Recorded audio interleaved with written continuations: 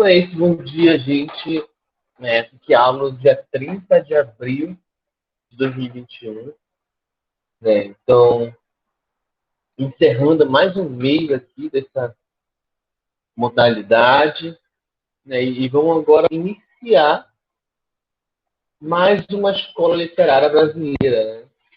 Então, a gente debruçou no romantismo, viu na prosa, viu na poesia, resolveu questão sobre isso. Então, a gente vai agora ver o realismo, que seria o período subsequente, aquele que, como eu falei para você, ele vai ver o próximo contradizendo o anterior. Então, a gente viu isso com o arcadismo, a gente viu isso com o romantismo e o barroco. E aí, o realismo era mais é que, mais uma vez, isso, ainda assim, é um dos períodos também importantíssimos para a nossa literatura, porque é nele que a gente vai ter, talvez, o maior escritor brasileiro. Então, ele tem uma importância muito grande para a nossa literatura. Então, vamos ver. Vamos entender o contexto histórico, para a gente poder primeiro entender o que estava acontecendo no Brasil, no mundo. Então, o realismo ele se coloca, ele se pauta no final do século XIX. Então, lembrando que o romantismo ele veio com aquele ideal de criar um ideal de nação, de criar essa agilidade, de formar o Brasil. Então, estava formado já, a ideia de Brasil, estava formada. Só que começaram a aparecer problemas internos, problemas sociais, e isso que deveria ou queria ser resolvido pela sociedade no momento. Então, nesse período, o que acontece? A abolição da escravatura, uma das coisas que, como a gente viu nas aulas passadas, foi uma conquista que muitos autores estavam presentes, lutando por isso, no movimento abolicionista e tudo mais. Então, tem até uma integração com a literatura.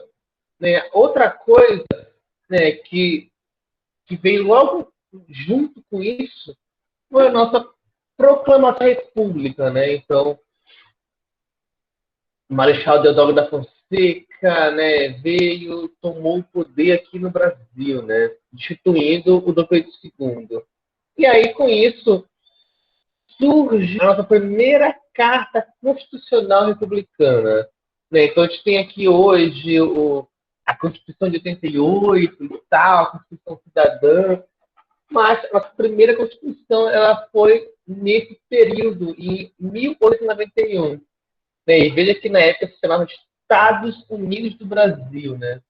Então, é uma outra formatação de país.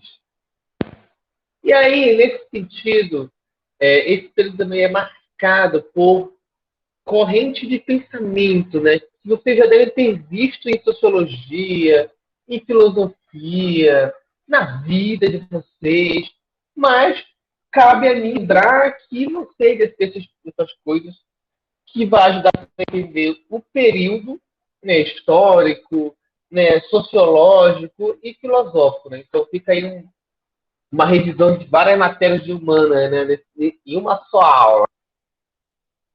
Então,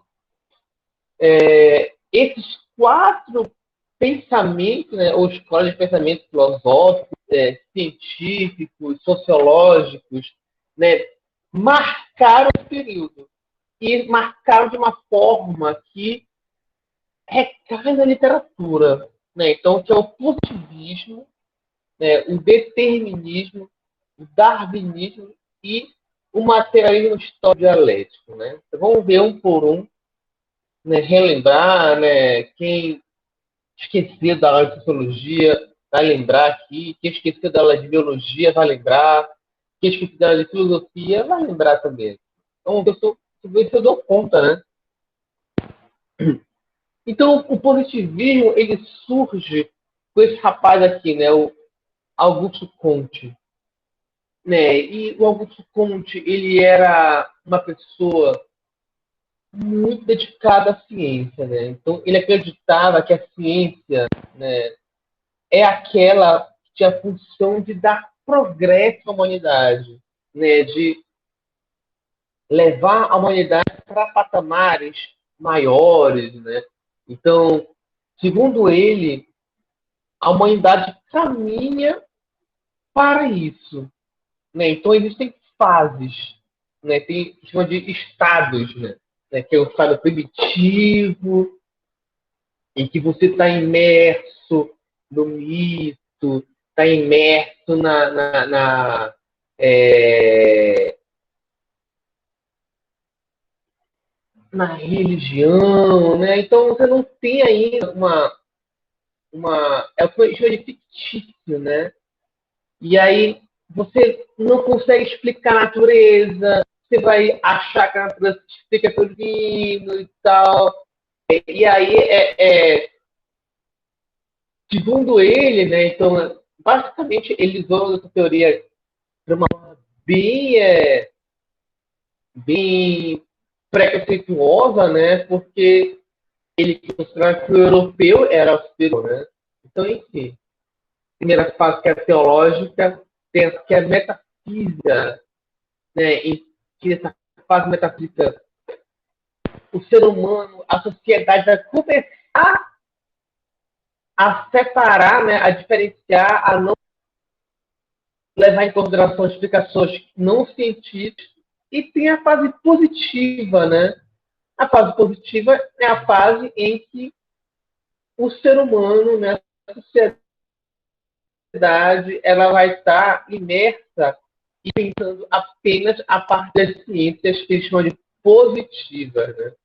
Então, é, uma, é uma forma de pensamento sociológico, mas que, assim, ela tem alguns problemas. No entanto,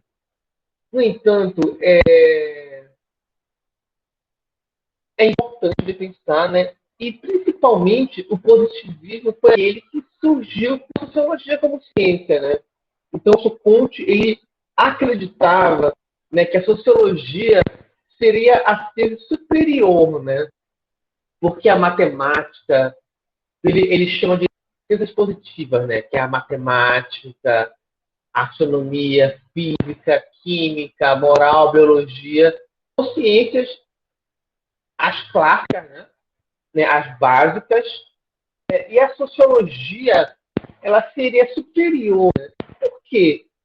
Porque o foco de estudo dela seria um objeto superior, né? Que seria o ser humano, né? Seria a sociedade, né? Que é uma coisa muito mais complexas para ele do que algo muito mais estável como a astronomia, por exemplo, né? Que tem resultados estáveis. Então, vai ser sempre essa resposta, né? Enquanto leis gerais fácil, né? Então, a sociologia é muito mais complicado. E aí,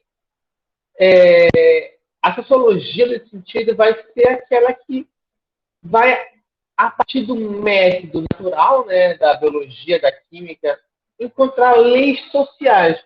É aí que, aí que ele falhou, né? Porque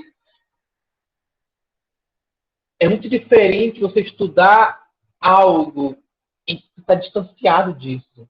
Né? A sociologia tem como objeto de pesquisa quem está pesquisando ela, né? Então, é muito mais complicado. E aí, enfim, a partir daí deriva críticas e outras questões sobre, né?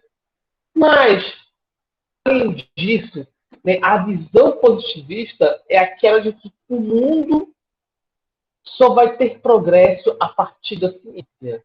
Né? E aí, não é à toa que, assim, o Conte ele era completamente pirado em algumas coisas, né? Então, ele queria modificar o calendário para ser nome de cientistas, por exemplo. Ele acreditava, né, que no final da evolução humana para a etapa positiva do mundo, a religião seria substituída pela ciência, né? Então, louvaria-se os cientistas, né, os saberes, né? Bem doido, né? E aí uma coisa que é interessante, né, que o ideal positivista é esse de ordem e progresso. Não sei se se remete a alguma coisa aí, né?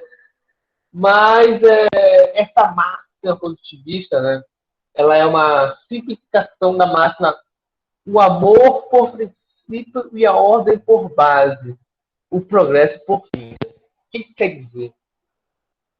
Quer dizer?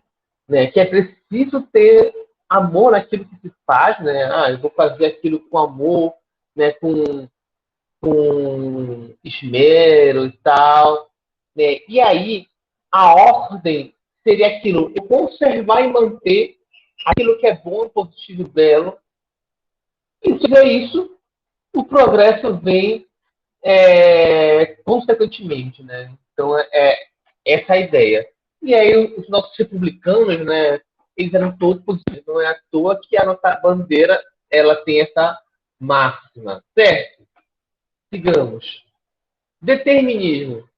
Ele seria a ideia de que todo o comportamento humano é determinado por condições do meio, né? Então, dessa forma, o ser humano não tem livre-arbítrio, já que tudo que ele faz está determinado pelo que o meio propõe para ele. Né? Então, é a aceitação total da existência como ela é. Porque o meio me faz ser assim. Né? Então, eu não tenho nenhuma determinação sobre mim mesmo. Né? E aí, para a gente, o que é importante? Né? Vai ter o realista, né? Que vai explicar a psicologia das pessoas a partir disso. E vai ter o naturalista, né? Que vai ser aquele que vai explicar o comportamento humano pela biologia, pela patologia. Então, quem é que nunca ouviu falar que em lugares mais quentes as pessoas são mais preguiçosas, são mais lascivas, né? Quem nunca ouviu falar sobre isso, né? Isso é uma concepção determinista e a gente vai ver aqui exemplos na literatura que vão mostrar isso, como na verdade as pessoas se utilizavam disso para ter visões preconceituosas, né, sobre o ser humano, né? Então, muito cuidado com o determinismo, muito cuidado. E aí vamos ter também o darwinismo. O darwinismo, ele surge, né, a partir das contribuições do Darwin, né, quando ele encontra a teoria da evolução, né, na sua origem das espécies. E aí, o que ele encontrou, né? Ele encontrou que, na verdade, não teria como, né, existir do nada toda a vida que está na Terra. Né? Então, onça, girafa, elefante, sei lá, papagaio, não teria como. Porque ele percebeu, né, que as espécies que existem hoje são aquelas que são as mais adaptadas para esse meio. Né? Então, por conta disso, ele entendeu que existia várias espécies em uma região X.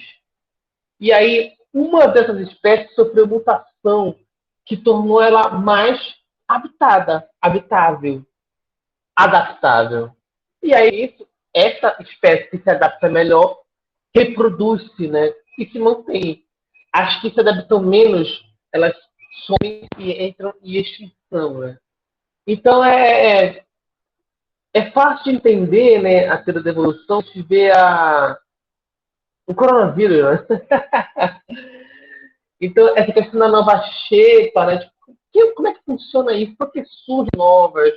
Né? Por que surgiu o coronavírus, né? É fácil de entender se a gente usar a evolução.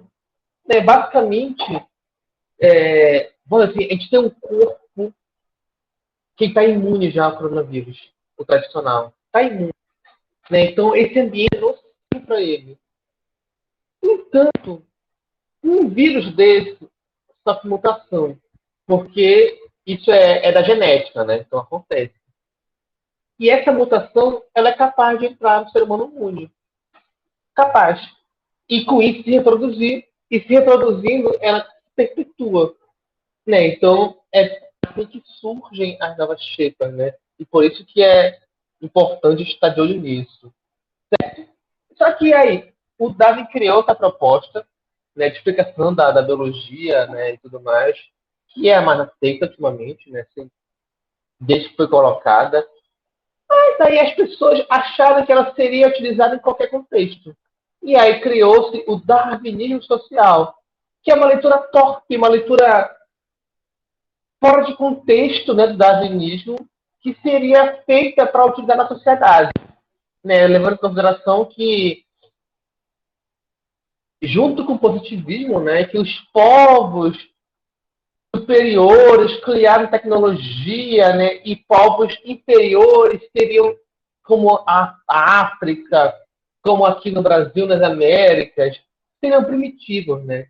Então, o povo superior poderia dominar o primitivo, né? Então, era só uma desculpa europeia para justificar a colonização, né? Mas marcou a visão da época.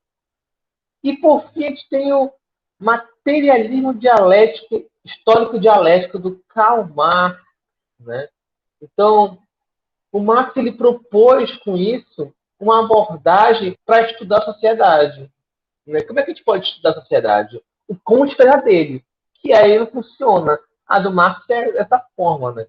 Ele entende que a sociedade humana ela se percebe por mudanças. Né? E essas mudanças só podem ser verificadas a partir dos meios pelos quais a gente produz necessidade. Que é o trabalho. Né? Então, houve o feudalismo. Né? Então, essa mudança só vai ocorrer com luta de classe, né? Com esse conflito entre classes. Então, no senhor feudal havia o servo, né? Que estava em conflito. Estava em conflito. Né? O senhor feudal tinha todo o servo tinha menos, mas queria ter direitos, queria ter terras. Né? Aí surge uma terceira força, que é a burguesia que deu esse sistema. Né? Então, aí surge com o capitalismo. Né? E aí a ideia dele é justamente isso, que a sociedade ela se movimenta a partir desse conflito de classes, né? Contraditórias, que é inerente ao capitalismo. Né? Então, a partir disso, o Marx vai criar uma proposta de crítica ao capitalismo. Né? Por quê? Por que ele fala isso? É porque ele percebe que é uma contradição interna no sistema, que não existia em outros. Não existia no feudalismo essa contradição, ou no escravismo, não existia. Né? Que é aquele que mais produz é aquele que menos tem direito. É aquele que menos tem de serviço, que menos tem salário. E ele falou assim, como assim, cara? Ele viu as fábricas e viu as condições de trabalho nas fábricas. E falou, cara, que absurdo é esse? Ele, como assim a pessoa trabalha 12 horas por dia para ganhar 15 centavos? O que é isso? Enquanto que isso que o cara, dono da fábrica está milionário. Como assim? Né? Então ele notou essa contradição que é inerente ao capitalismo. Né? E aí a ideia dele seria que se o trabalhador tiver consciência de classe, ele é capaz de modificar a sua realidade, modificar isso. Né? Não é à toa que nesse período surgiram inúmeras greves, quebração de fábrica, e a partir disso criou direitos, né? E para a literatura isso é muito caro, porque essas contradições vão comparecer na escrita, certo? Agora vamos ver como é que se dá no realismo, né? Então, a primeira coisa importante, né, é que no Brasil, a primeira realista, né, o marco, né, é As Memórias Póstumas de Brás Cubas do Machado de Assis, né, que é uma obra magistral, né, maravilhosa, né, uma das melhores que existem no mundo inteiro, né. Brás Cubas é sensacional, né, é o marco, né. Então, essa aqui é a dedicatória que ele faz, né, porque no Brás Cubas o que acontece? Quem conta a história é o Brás Cubas que morreu, né, ele morreu. Então, a história tem que ser morto, né? E ele, eu tô morto e vou contar uma história, a minha história, de trás para frente, né? Não, de trás para frente, né? Do fim pro início. Né? E aí ele fala assim, que ele dedica o livro ao verme que neiro roeu as frias carnes do meu cadáver. Dedico como saudosa lembrança estas memórias póstumas. Né? É um clássico, né? E aí, como é que a gente pode caracterizar o realismo, né? Então, o realismo, primeiramente, é contrário ao romantismo. Então, tudo que o romantismo se propõe, ele é contrário. Ele vai contra. Então, sentimentalismo, né? Idealismo, né? Tudo vai ser evitado pelo realismo, vai ser contraditório.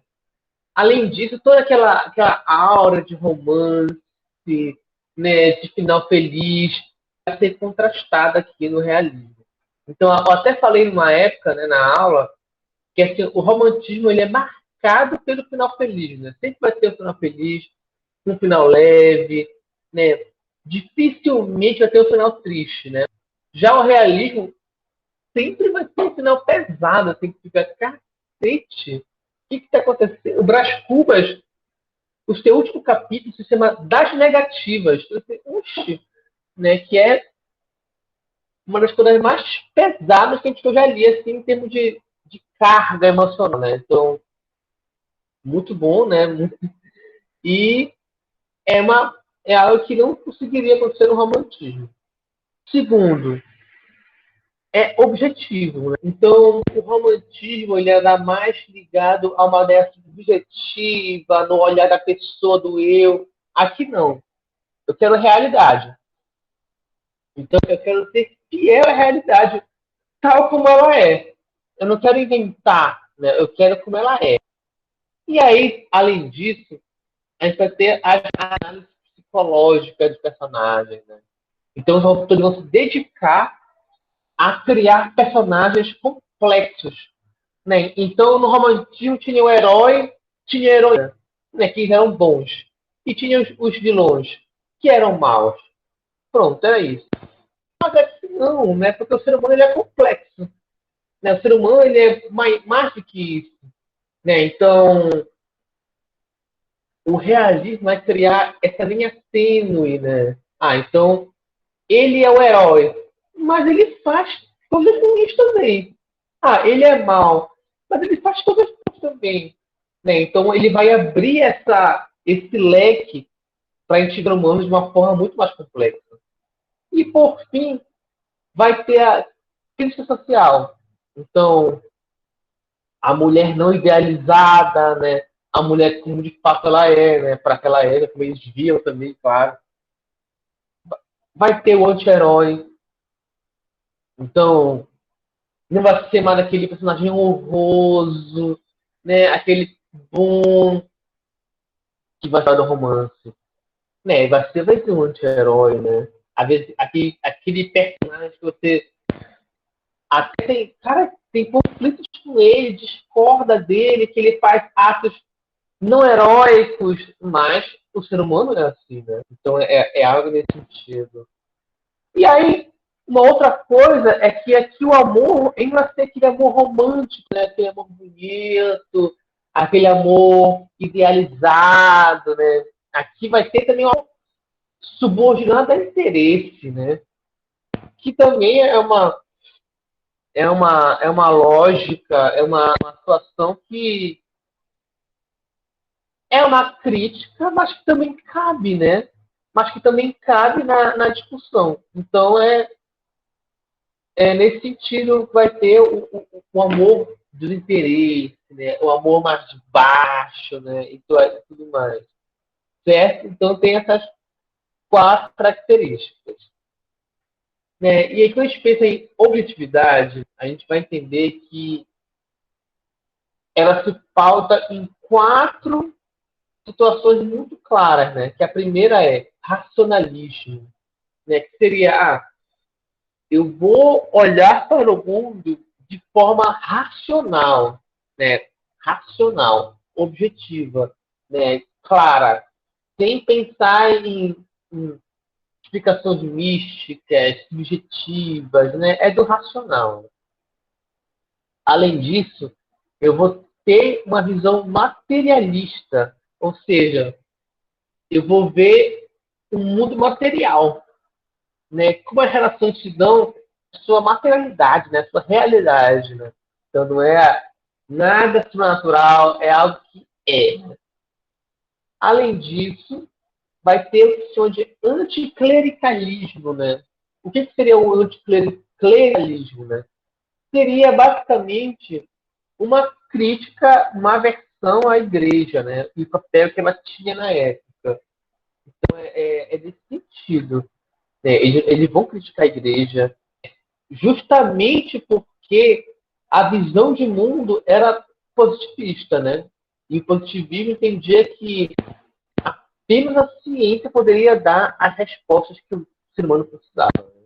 Então, as respostas religiosas seriam criticadas. E aí, por fim, tem-se o pessimismo crítico, né? Então, eu vou olhar o mundo, né, ver a realidade do mundo e perceber que o mundo não tem jeito, não. Que as pessoas não têm jeito, as pessoas não prestam, né? Então, eu vou criticar o mundo com uma visão pessimista, né? Essa é a objetividade realista, né? Então, o romantismo ele era mais otimista, né? Via as pessoas como heróis, via que as pessoas poderiam salvar o mundo, mas aqui o realismo fala que não, né? Fala que, gente, o ser humano não presta mesmo, né? Sabe? Não é por aí, não. Certo? E aí, mais algumas características que podem ser percebidas é que ele, o que eu falei, né? Do darwinismo, falei do positivismo, né? Do Marx, né? Que o desenvolvimento científico, né? Era visto com euforia, né? Euforia com uma grande vantagem, né? Esse ideal das ciências, né? Ele era visto com vantagem porque ele levaria o mundo para o progresso, né? Que é o positivismo, vai levar o mundo para o progresso. Só a partir desse olhar é que a gente pode verificar o mundo, né? Pode chegar no patamar melhor. E, e também traz uma visão racional do mundo e do sujeito. Então, eu não vou mais conseguir explicar o ser humano por uma questão de é assim e pronto. Eu vou ter agora uma visão mais pautada num ideal de racionalidade, que seria positivista, seria darwinista, né? Então, o português vai dizer que Portugal é desenvolvida, a Europa é desenvolvida, porque as condições do nosso meio nos proporcionaram isso, né? Enquanto que no Brasil, o calor, a mestiçagem, torna condições menores para desenvolver-se, né? Inclusive, é um mito, né? É um discurso que se mantém até hoje, né? Que o Brasil é um país preguiçoso, a pessoa não quer estudar, não quer trabalhar, por isso você não cresce, né? O Brasil é corrupto, é assim porque as condições aqui são essas, é quente, né? Que é uma explicação muito simplista e que não se pauta na realidade, né? Não se pauta na realidade, né? Porque é muito fácil Portugal estar desenvolvido depois de anos, né, de pensamento filosófico e pensamento técnico, e o Brasil ser colonizado por eles, né? Então tem a sua etapa cortada, além de, né, acharem que apenas o modelo técnico europeu é o modelo técnico de fato racional, de fato crítico, de fato funcional. Né? Então é preciso ter outros olhos, certo? Além disso, tinha as críticas, né? Então o realismo ele é pautado por críticas, né? Sobre o mundo, sobre o sujeito. Então alcançamos um desenvolvimento, né, de fábrica, de trabalho, de técnica, de tecnologia, alcançamos, ótimo. Mas isso gerou mazelas, isso gerou desigualdade. Né? A burguesia que ela surgiu, né, no final do feudalismo, né, ela surge com a classe social, né, que vai modificar a realidade, que vai desenvolver a realidade. O que acontece com ela? Ela chega no poder e se torna conservadora, né? Então, a burguesia nasce revolucionária e se torna conservadora, né? Não é à toa que a nossa burguesa é conservadora, né? E aí, o realista, né, ele vai criticar isso, né? Vai criticar o comportamento burguês, né? Então, por exemplo, o Brás Cubas, ele é um burguês, né? Ele nunca trabalhou e ele viveu de herança a vida inteira dele. Viveu de herança. Então, ele nunca produziu nada para a sociedade, mas ele tinha dinheiro para viver nela como ele quer, né? Então, o que é isso? Né? Então, Machado ele cria aí uma crítica importante, né, nesse sentido para a burguesia. E aí, além disso, ele vai analisar as personagens profundamente, né, entendendo que o comportamento humano ele é multifatoriado, né, tem vários fatores, e vai criticar a igreja, né? Porque se a minha visão do mundo é científica, né, para o realista daquele momento, daquela época, isso tem contraste com a visão científica, né, a igreja. Então, vão ter que criticar. Né? Então, hoje em dia, a gente diria que é por aí, né? Mas na época, eles entendiam que era obrigado a estar em polos opostos, né? Mas não é bem por aí hoje em dia, claro. E aí vamos ver aqui, hoje, eu trago só um autor porque ele é mais importante, né? Nas próximas aulas a gente vai ver mais. Mas hoje a gente se deter um pouco nele, né? Que é o Machado de Assis, né? Então, quem é Machado de Assis? Né? Então, ele nasceu pobre, ele era elétrico, né? Neto de escravos aforreados, né? Então, ele era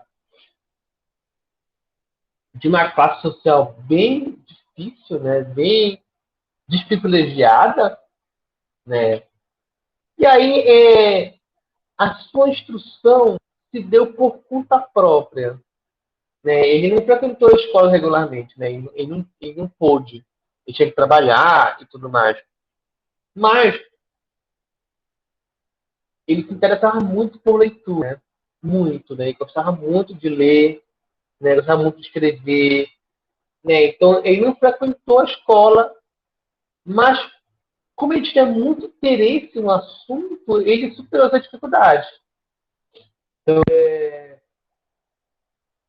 ele começou a escrever para jornal, escrever para folhetim, né? E aí com isso ele começou a ser reconhecido como escritor, até que ele chegou no patamar de ser o grande escritor brasileiro, né? Então, ele claramente é um dos maiores escritores mundial, né? Mundial, não tem jeito, né? O Machado de Assis, ele é um dos grandes, né? Do mundo, né? Só que pode dele ser brasileiro, né? Escrito em português, né? tornou o seu reconhecimento mais difícil, né? Porque, né, os grandes escolas só lêem inglês, francês, né?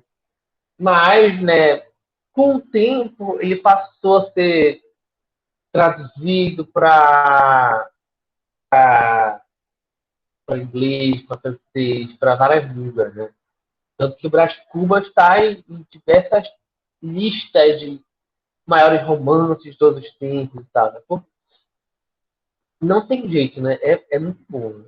E aí ele é até comparado a grandes nomes do realismo mundial, como o Flaubert na França, né? Ou Dostoiévski na Rússia, né? Então ele tem esse patamar, né?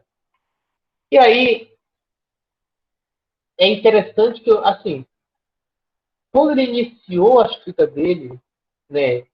E iniciou no romantismo, né? Já que era o que estava marcado na época. Isso é bem interessante de entender, né?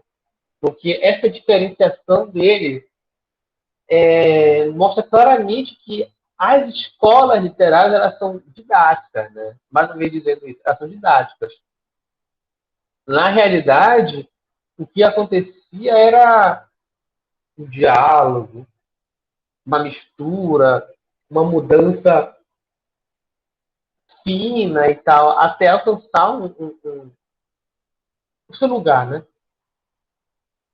E aí ele fez 4 romances que seriam na sua fase romântica, né, de amadurecimento, né? Ressurreição, A Mão e a Luva, Helena e Yaya Garcia. Mas é interessante perceber, né, que mesmo sendo romances românticos, eles têm ainda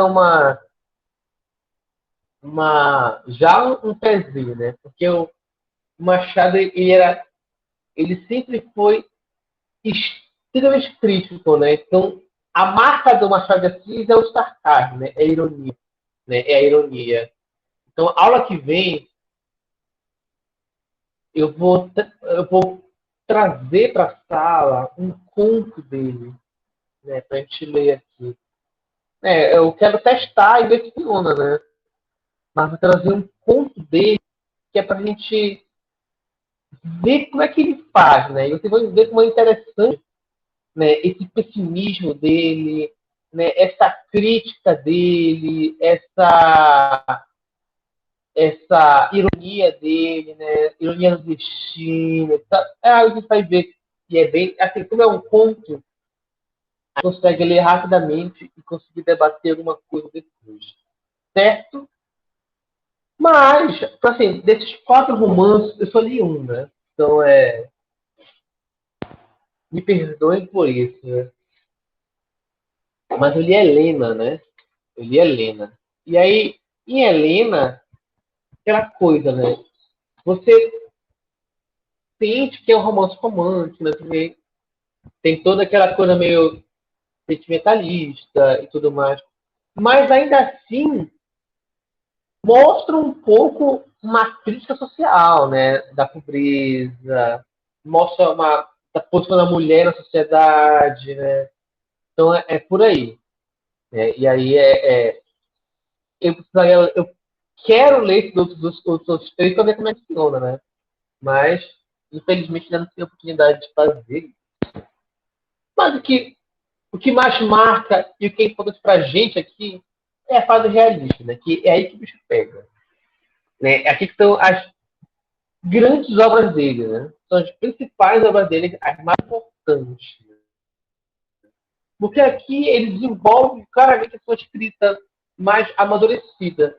Então, é mais adulta, né? Então, ele é crítico, ele observa a sociedade de uma forma crítica, ele consegue analisar as personagens de forma muito complexa e fazendo histórias sensacionais, né? Então, Brás Cubas é uma das maiores obras de todos os tempos, né? Não tem jeito, né? O Dom Casmurro, né, que é uma obra muito famosa, assim, tanto o Brás Cubas quanto o Dom Casmurro, eles têm filme, né? Então, quem é assim, não quero ler, pessoa não gosta de ler, tem raiva de quem faz isso. Você pode assistir um filme e ver a complexidade que é a narrativa que ele cria, né? Então, tipo, no Dom Casmurro, né? Que tem toda aquela dúvida. Ah, mas a captura traiu ou não traiu, né? O romance é tão complexo que ele não permite que você responda isso. Não tem como responder isso. Porque quem responde que sim está certo e quem responde que não também está certo, né? Então, o modo como ele vai elaborar a narrativa dele é tão complexa que ela gera esse paradoxo. Né? É sensacional. E também a crítica dele aqui no romance também é muito sensacional. E aí, você entendeu que Casborba, Isaú de Bo, e essa última obra, que é a Memorial de Aire, né? São grandes obras, né, do realismo. Né?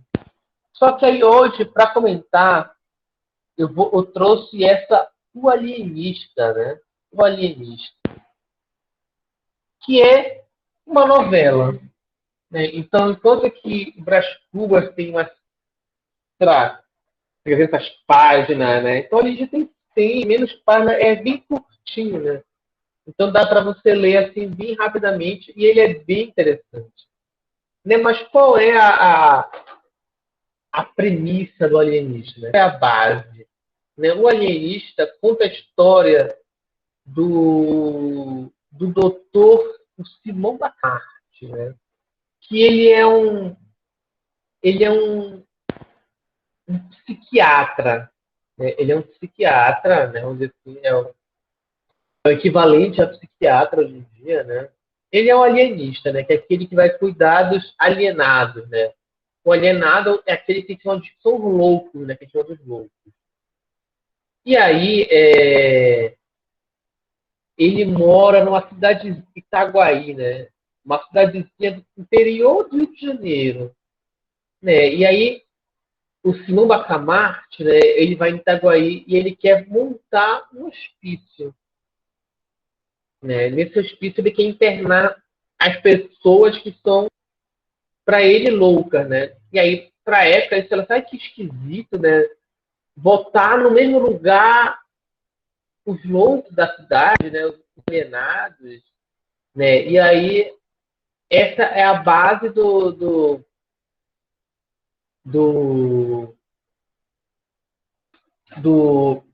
da novela, né? Ele vai criar esse manicômio para prender os alienados, né? Para prender os loucos e estudar a loucura para poder botar uma cura para ela. Isso é interessante, né? Isso é interessante porque o Machado ele era perturbado pela ideia da loucura, né? Porque ele tinha um primo, né? Se era um primo, se era um cunhado, que era esquizofrênico, né? Então ele ficava meio que, como é que posso dizer? Ele ficava meio intrigado, né? Curioso, abismado com a loucura, né? Tanto é que é um tema que vai percorrer muito a obra. Tem aqui no Alienista, né? Tem em Contos, né? Tem qual conto que ele fala de loucura também? Tem no Brás Cubas, né? O próprio Kim Casborba, ele é considerado um louco muitas vezes. Né? E aí é isso, né? Ela perturba ele. E aí sempre vai comparecendo na sua literatura. No Alienista, isso é o mais claro, né? Onde fica mais claro isso, que o tema vai ser isso. Essa novela é interessante de ser lida por você, porque ela vai trazer debate cognitivo, né, da loucura, da saúde mental, né, de opressão, né? Então, a redação do ano passado se poderia muito bem justificar usando o alienista, né? Por quê?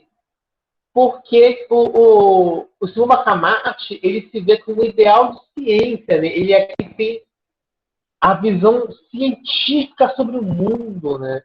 E aí, até mesmo na escolha da esposa, ele escolhe a esposa com características que dariam melhor cria para ele, né? Então, ela tem ancas largas, logo vai gerar filhos robustos, né? Mas aí, para ver como ele é irônico, né? Então, ela tem as características clássicas de uma reprodutora, né?